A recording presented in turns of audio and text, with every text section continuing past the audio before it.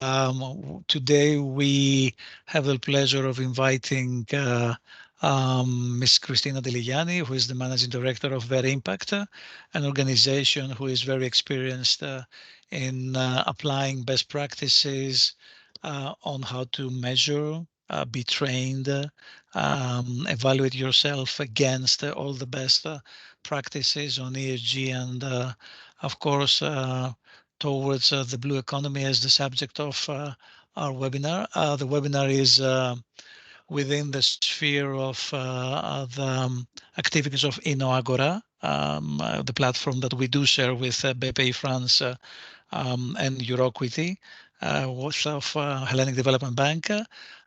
Cristina Deligiani, the floor is yours.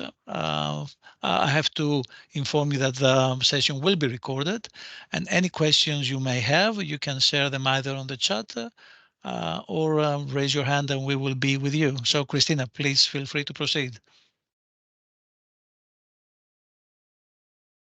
Thank you very much for the wonderful introduction. It's a pleasure to be here and an honor to be invited in the InnoAgora webinar on the blue economy, managing risk and funding opportunities. Let me share my screen so that we can actually proceed. And I don't know how many of you are actually in the blue economy sphere, or if you know anything about the blue economy, or you are a startup in that sphere or a corporate.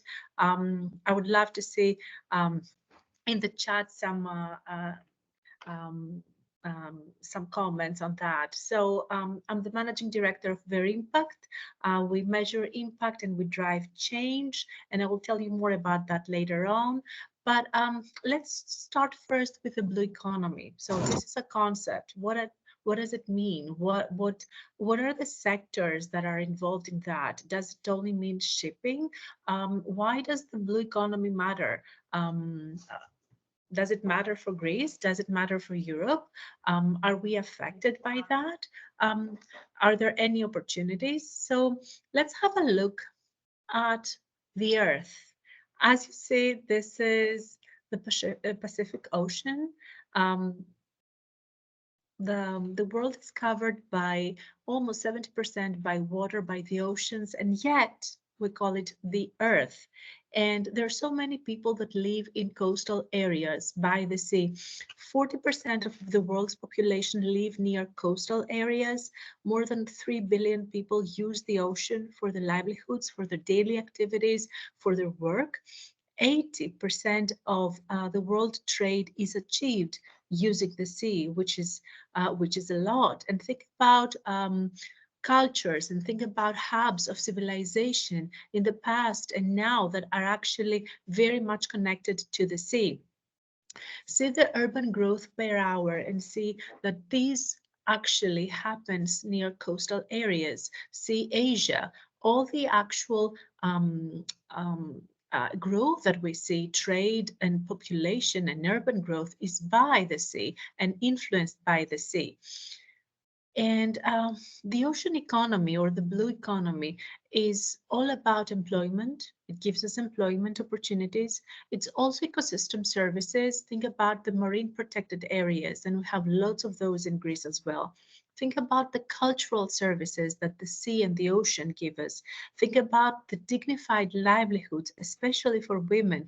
We see here fishermen, but when it comes to fishers and aquaculture, everything that is done, all the fishing products that are brought into the land are actually engaging women. And think about what it brings in terms of facts and figures. In terms of strict value added, the OECD estimates that the blue economy's output is at 1.5 trillion US dollars, and that's approximately 2.5% of the world's GVA. This is roughly equivalent to the size of the Canadian economy, which is a lot. And when it comes to the EU, The blue economy represents roughly 5.4 million jobs. And think about that in fisheries, in aquaculture, in the marine sector, in the shipping sector, in coastal tourism. Think about Greece and how much this is part of what we do, how much the blue economy, how many jobs it actually creates. In the EU, it generates a GVA of almost 650 billion euros a year. And that's really, really a lot. And when it comes to the sectors of the blue economy, sometimes we only focus on shipping, but the established sectors are coastal and tourism, oil and gas, fish processing, shipbuilding and repair, fisheries, port infrastructure, aquaculture, marine transport, finance and investment, although SDG 14, which is life below water, is the least financed of the SDGs, environmental protection. And there's some other emerging blue economy sectors that you might not be aware of, such as innovative ocean energy. Think of offshore marine, offshore wind energy, or floating photovoltaics. Think about desalination, the blue bioeconomy and biotechnology, marine research and technology, especially when it comes to food, maritime defense, security, surveillance. All these are emerging blue economy sectors. They're not established, but there's so many opportunities in those fields. I'm not sure whether you come from the already established sectors, or you're thinking about embarking, engaging into the emerging blue economy sectors, but there's so many opportunities in that, especially when it comes to research and innovation projects. But let's go back in history and think about how the blue economy shaped the world throughout history. Think about the Tea Party in Boston, in the US. Think about slavery. Think about the sponges in some Greek islands. The blue economy has shaped the world throughout the history in so many ways. There's so many milestone moments. There's so many trade histories that are traced back to the blue economy. If I could recommend two books that actually show how the blue economy has shaped us throughout the years, there are two. One is called Salt, and the other one is called Cod. So both salt and cod were barter commodities. Salt is very much related to the word salary, because in the Roman times, Roman soldiers would be actually paid in salt, and that's how the word salary came into English. Cod has always been a food, a fish that has changed the world, because when you have salted cod on board, you can go on expeditions in the sea for a long, long time. And again, cod was a commodity and is very expensive. It is becoming more and more expensive. So that was part of our history, but now when we come to in this day and age, what we see, according to the OECD, the global economy is about to double in size by 2030. And this means that there will be more jobs, there will be more employment opportunities, there will be more opportunities, both when it comes to the size of the blue economy, but also in the people that are involved in that. This, however, brings about a lot of pressures on the ocean's natural assets and governance. So think about all the demands that come and have an effect and an impact on marine resources, on food, fish and aquaculture, on energy. When it comes to minerals, for example, deep sea mining. This is an issue, a topic that is being very much discussed. Think about leisure and leisure opportunities in coastal tourism and all the pressure that this brings on islands or in coastal areas. But there's also the ocean space that is becoming much more crowded because there's so much maritime trade. Think about now all the traffic that is being diverted from the Suez Canal because of the Houthis down to the Cape of Good Hope, through around Africa to reach Europe. Think about aquaculture and how much pressure this brings to the natural ecosystems. Think about the ocean renewable energy and how many advances, technological advances, have been made, but also how the ocean space is used for renewable energy. And uh, there's so many other activities that have to coexist with that. And there's also marine and coastal tourism that puts a lot of pressure in that. So there are a lot of challenges because of the ocean space use, but a lot of challenges that come from climate change, from shipping and maritime, from ports and logistics, from plastics and microplastics. Marine pollution is a very much it's a huge issue, especially in the Mediterranean. Microplastics is a huge issue when we talk about marine pollution. There's also biodiversity loss, especially in around coastal areas, around areas that there's a lot of activity in the sea. There's also food from the ocean and how fish stocks, for instance, are being downsized and how we can replenish them. There's a lot of contradiction and a lot of discussion for fisheries, stocks, aquaculture. But with that, there are so many opportunities in this space. As I said, the SDG 14, which is life below water, is the least financed SDG. So there's a finance gap that should be actually taken advantage of. And I'm not sure whether you are in the blue economy space, but what we see is we don't have too many funds, too many investors in the blue economy. And when, for instance, a startup is pitching, or when a corporate or a company is trying to do the rounds for investment, it's easier if you find investors that are already familiar with the blue economy in order to seek investment than going, for instance, and seeking investment from impact investors that are not really well acquainted with the blue economy. And it's really important when you're a startup in the blue economy sector to search for pilot projects, for financing through funds, through grants, in order to move forward your TRL. Or it's also important to think about how you can, if you have one product in the blue economy, how it can actually be used in multiple sectors in the blue economy. Say you have a product in fisheries. Can this be used in marine defense, for instance?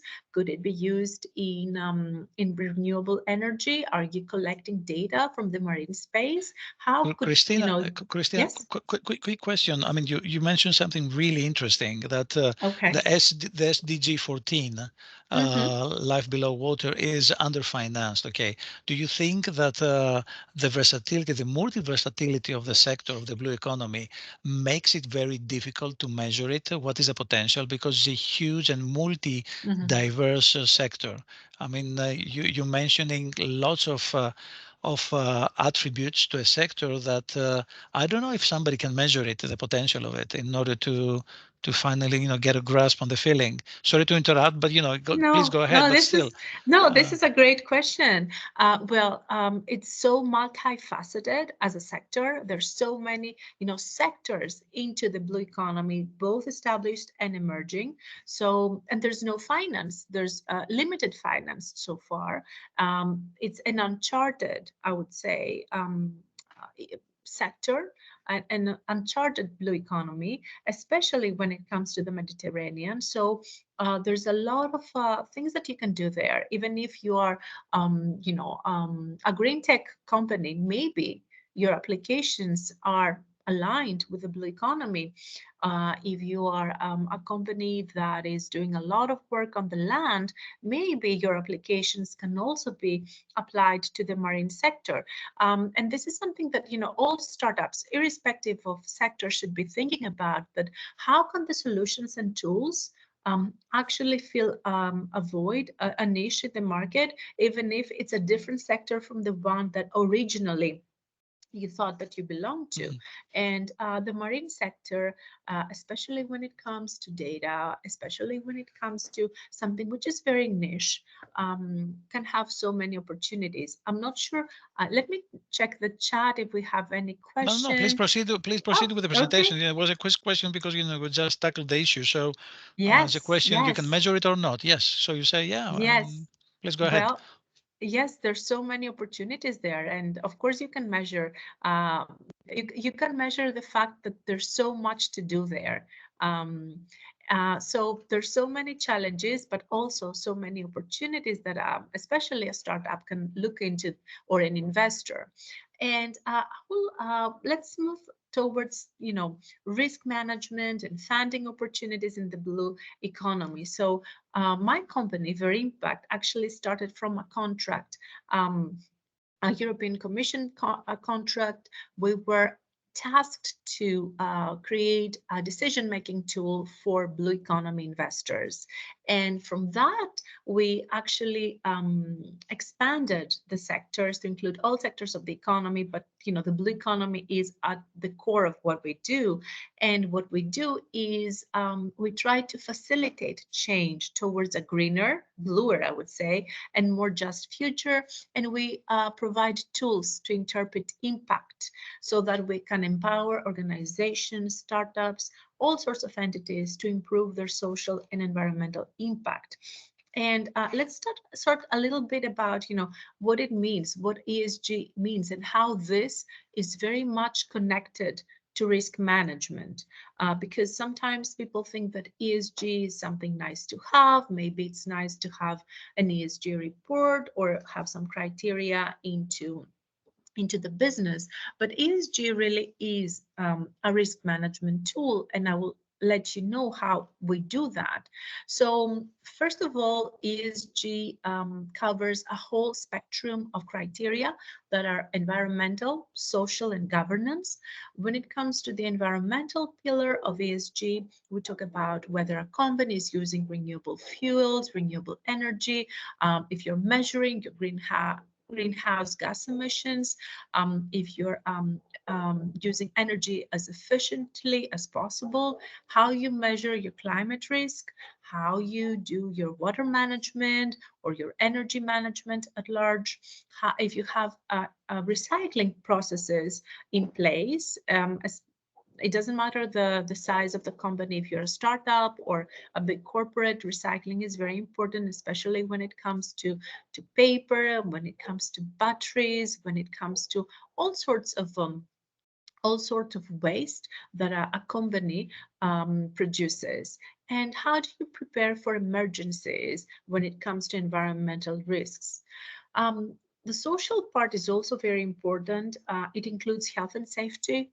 It includes working conditions and employee benefits. Are your employees part of the, are you paying insurance or welfare system provisions for your employees? Are you including diversity and inclusion? Human rights, do you respect that? Do you employ people that shouldn't be employed because they're underage, for instance? And what is your impact on local communities, especially the local communities in the area where you are part of?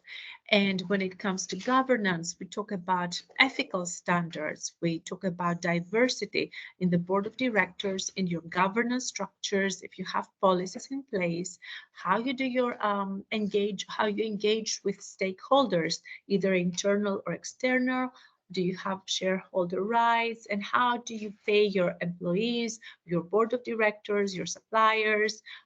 This is very important. And if you have transparency and accountability in your processes. So ESG is a very vast area, but it's also very easy to measure because you have certain criteria, you have certain metrics, you have certain indicators. ESG is not CSR, it's not corporate social responsibility. It's much more structured and can be measured and can be your tool to actually measure your risk, even if it's environmental, social, or governance risk.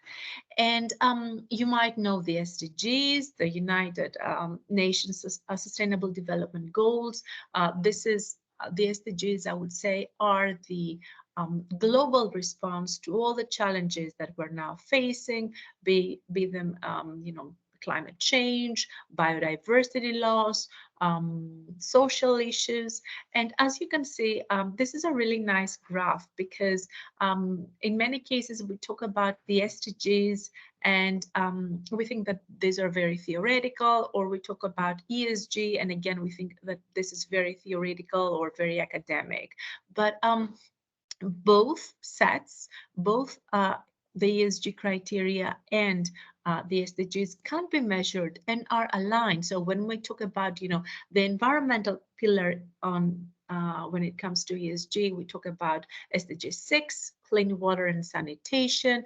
We talk about SDG 7, affordable and clean energy. We talk about SDG 14, which is life below water. And why is ESG, all these metrics, important for companies? Well, having ESG criteria incorporated, integrated within a company gives better long-term performance for a company, makes a company much more investable. If it's, if you're seeking investment from an investor, if you're seeking loans from a bank, having an ESG criteria, metrics, data, this is very important. And it may also increase the stock price and the market confidence in the company.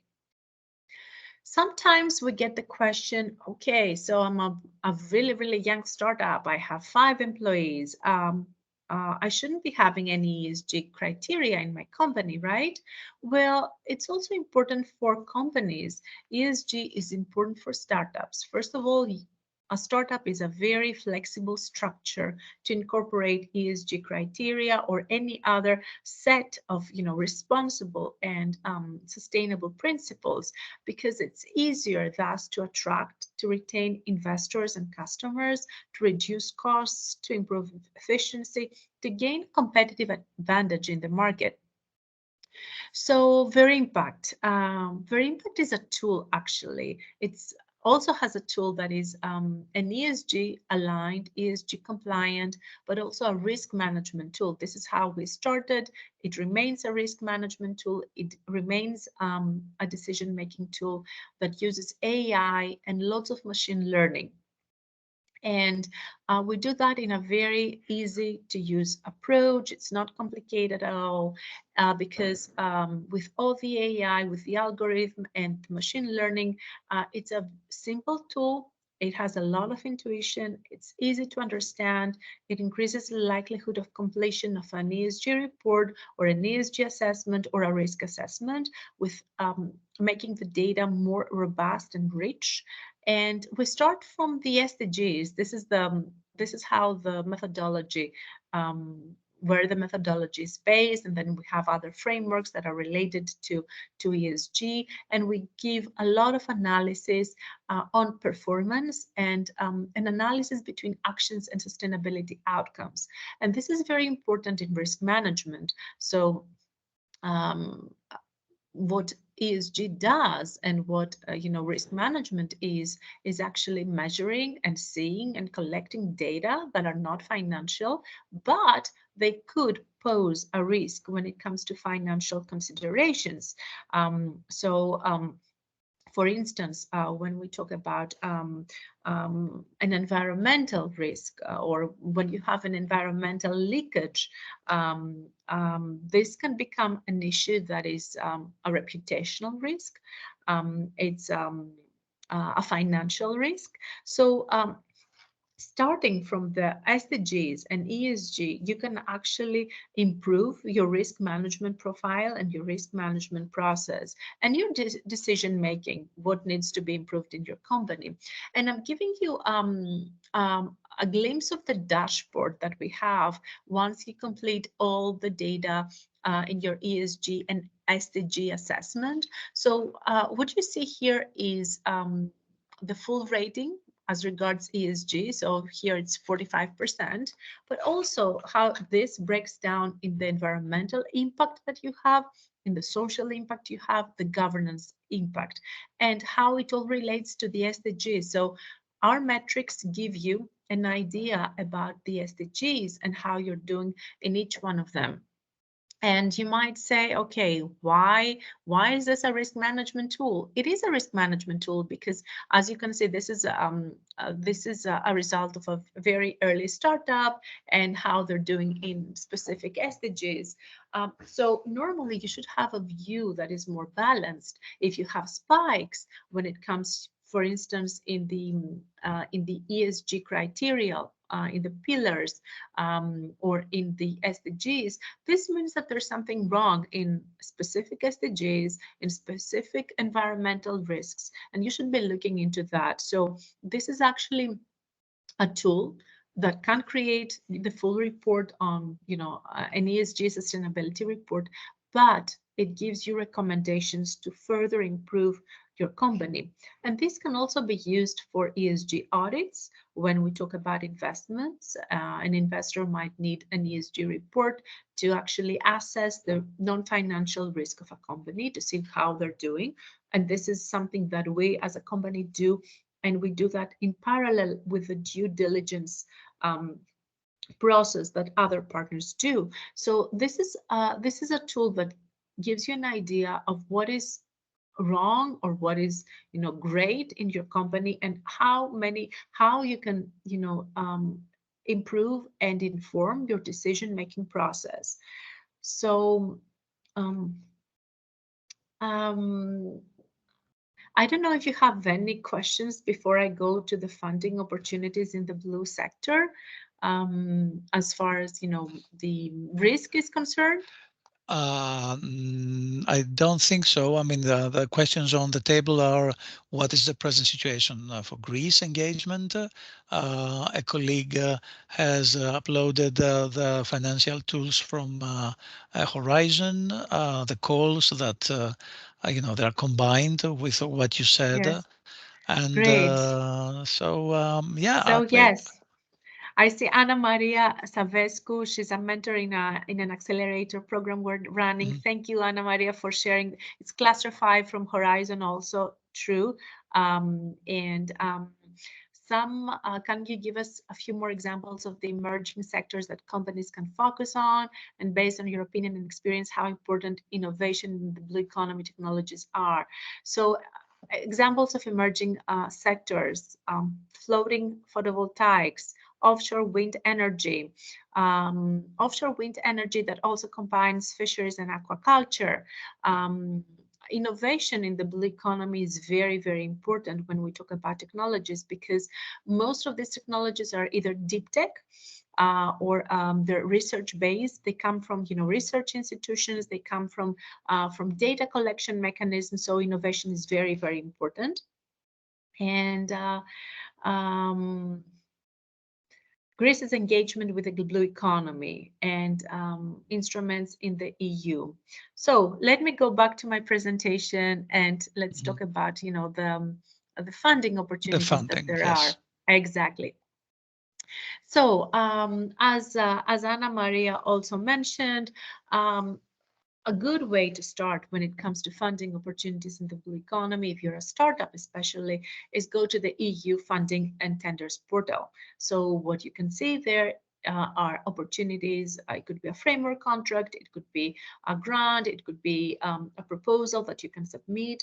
And their EU Horizon calls Cluster 5 specifically for the ocean economy, specifically for restoring our ocean.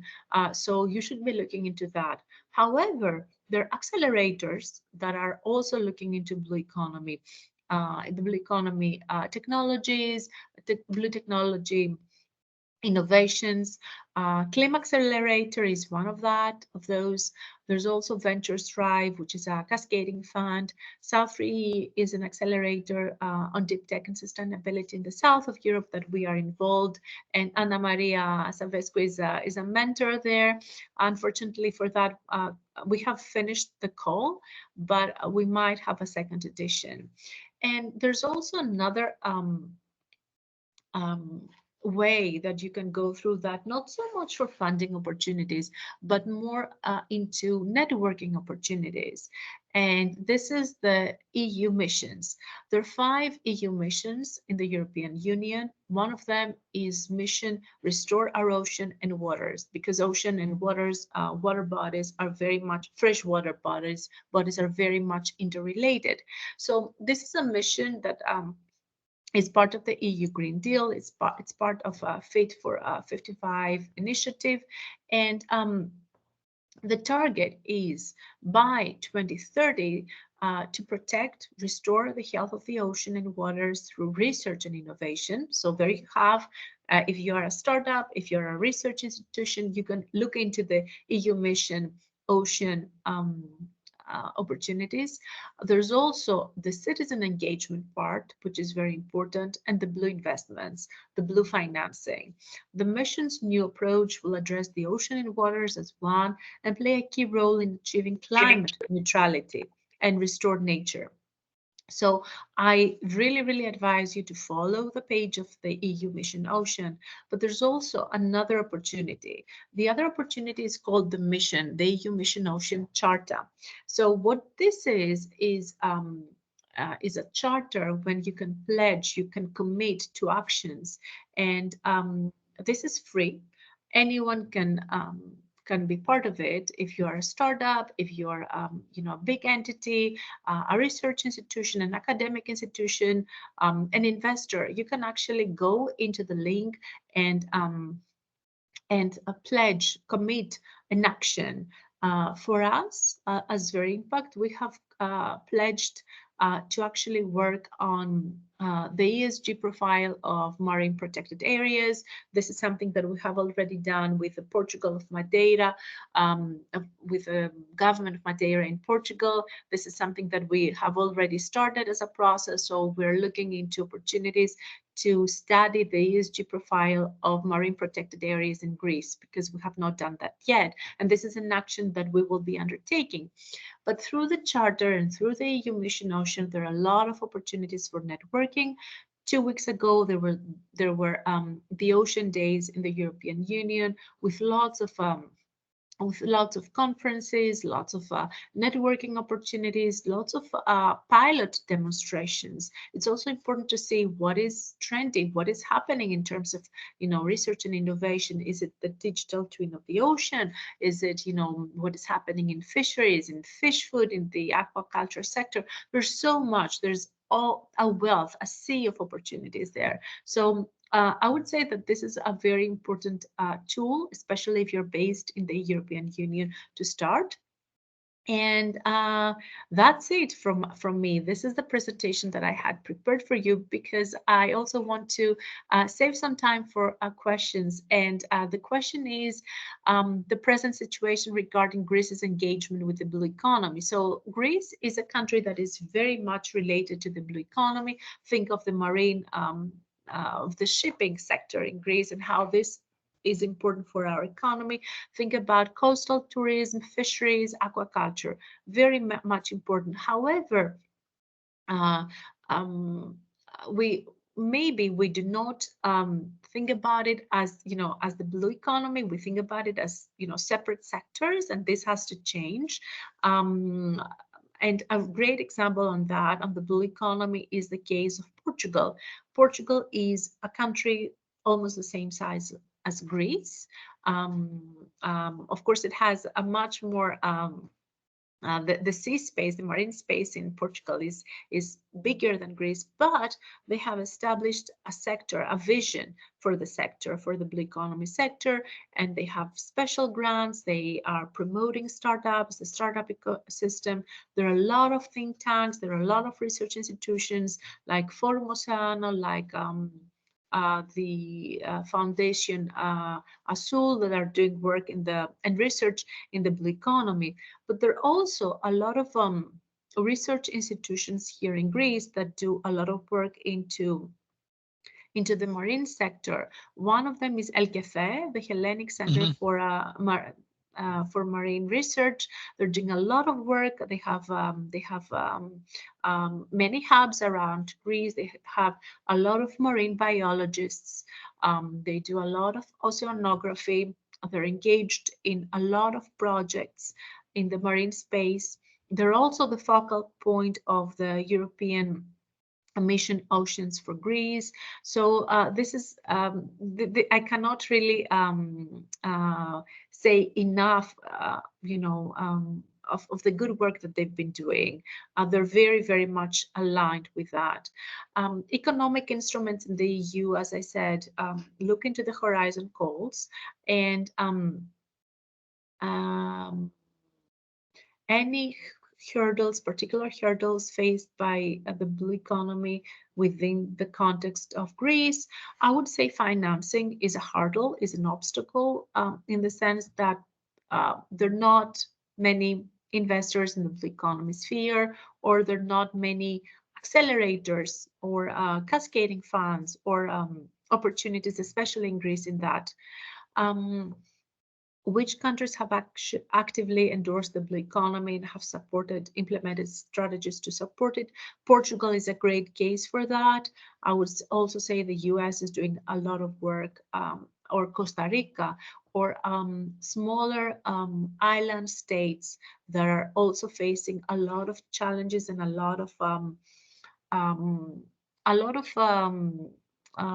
climate change Mhm. challenges. So there, as you know, the ocean level, the water is rising. You have really small island states that are struggling for their survival, such as Vanuatu, Fiji, all Mhm. those little Mhm. island states. And you see lots of people migrating from those countries to New Zealand, to Australia because of that issue. Can the blue economy exist without a circular economy? Well, no. A circular economy is very important for the blue economy, especially because marine pollution is a huge part in biodiversity loss when it comes to the ocean. Is Europe pro-blue, or in other countries such as China less pro-blue as a global player? I would say that Europe is very much advanced when it comes to the Green Deal at large, and the Mhm. Green Deal goes hand in hand with the Blue Deal. But there are also foundations like the Jacques Delors Foundation that is now proposing a Blue Deal initiative, and we're part of it. We are actively engaged with them because a lot of good work should be done into the field of the blue economy. Which policies should Greece prioritize that will promote sustainable development, environmental conservation, innovation in the blue economy sector? So that's a great question, and I think everything starts with the implementation of the Sustainable Development Goals. Greece has submitted twice a voluntary report to the UN high-level forum on the SDGs. We're doing a lot of great work as a country when it comes to the Sustainable Development Goals implementation, which also includes SDG 14, the blue economy, the life underwater. But a lot of it, a lot of push also has to be done with promoting the blue economy as a concept at large. Um, this is very important in order to raise awareness, in order to look into the specific sectors that are under the blue economy umbrella. We as a team, we created and curated 2 blue economy fora in Greece with the Delphi Economic Forum in 2021 and 2022 to promote the idea of the blue economy, because this is very important. And when it comes to raising awareness and to promoting a vision for the blue economy in Greece and in other countries and in the industry as well, it's very important to promote education and training in ocean issues. Ocean literacy at schools, ocean literacy, especially in coastal communities, are very important. There's a great project that I don't know if you're aware of. It's called Just Go Zero. It's a project by Polygreen on Tilos Island. And this is a great project because for me, it shows how you can train people, how you can promote behavioral change in communities. So Tilos is a very small, a tiny Greek island that has less than 1,000 permanent residents, but thousands of tourists during the summer season.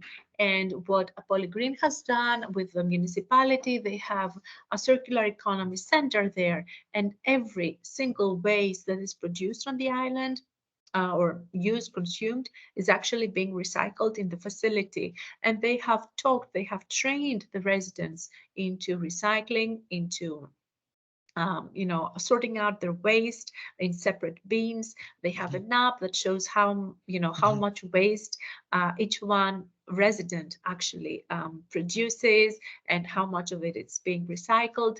And this is a great project that could be scalable in other communities as well. And it shows how training and education can go a long way as regards the circular economy, as regards the blue economy as well, and how you can also train visitors, because especially in the summertime, there's thousands of tourists, and they have all been trained. There are bins everywhere, separation bins. It's important. I see there's another question on infrastructure and the role of ports in Greece. That's a great question. The blue economy also includes smart infra and smart ports.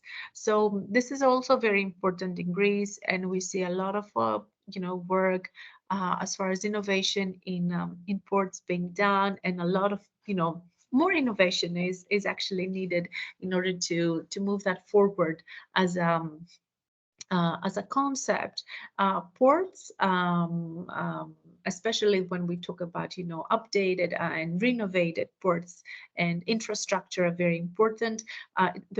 It's also very important as regards coastal tourism, as regards transport, as regards interconnecting especially islands. So that's also important to have in mind when we talk about the blue economy and when we talk about risk management. In terms of in terms of tourism infrastructure, in terms of managing tourism at large.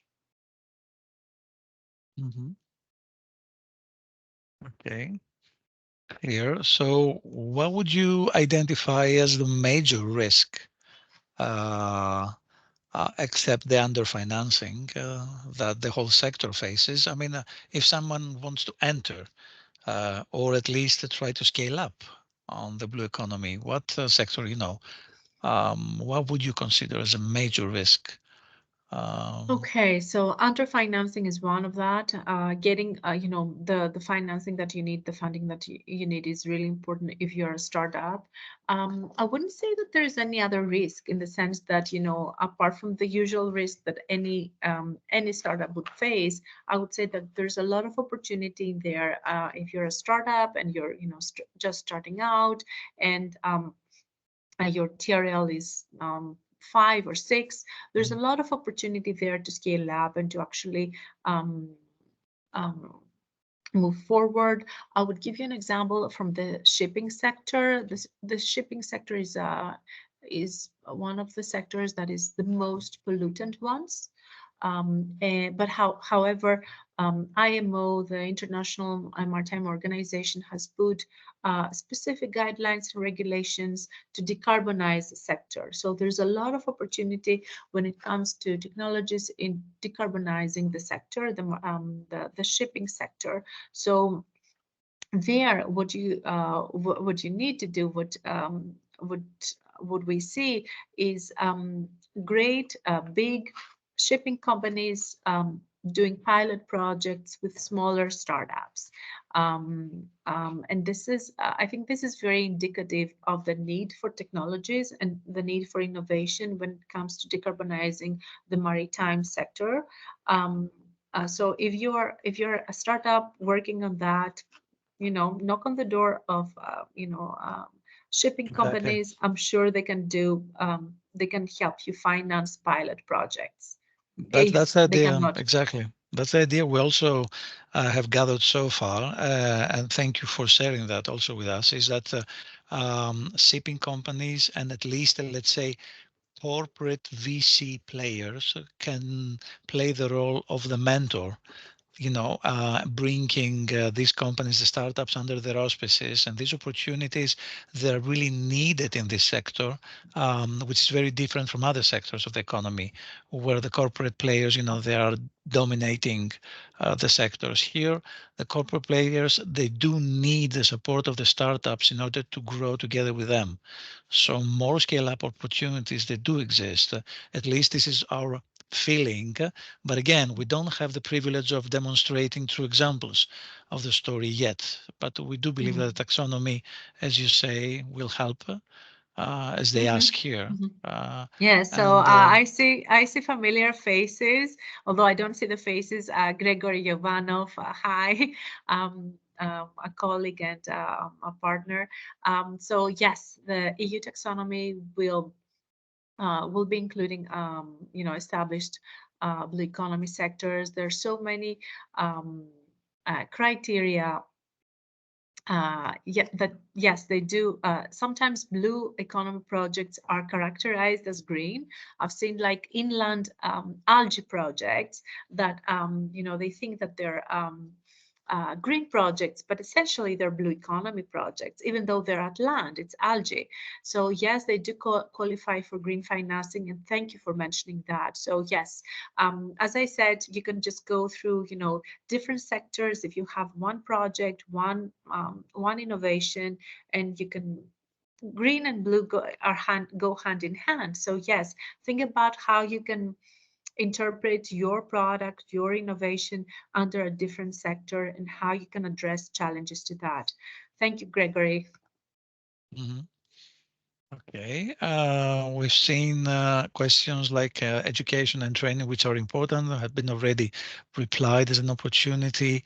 The infrastructure and the role of ports in Greece. Um, do you believe that there is a potential here, or it is linked with the social aspect of the culture around, uh, living around Mhm. ports and So any barriers that may exist? So when it comes to blue economy projects, culture is a very important aspect that we have to think about, especially intangible cultural elements, elements that we don't really think about.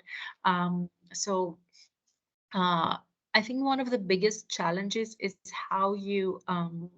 uh, how you regulate as a government the space around the blue economy sector. So you have so many sectors competing for the same space.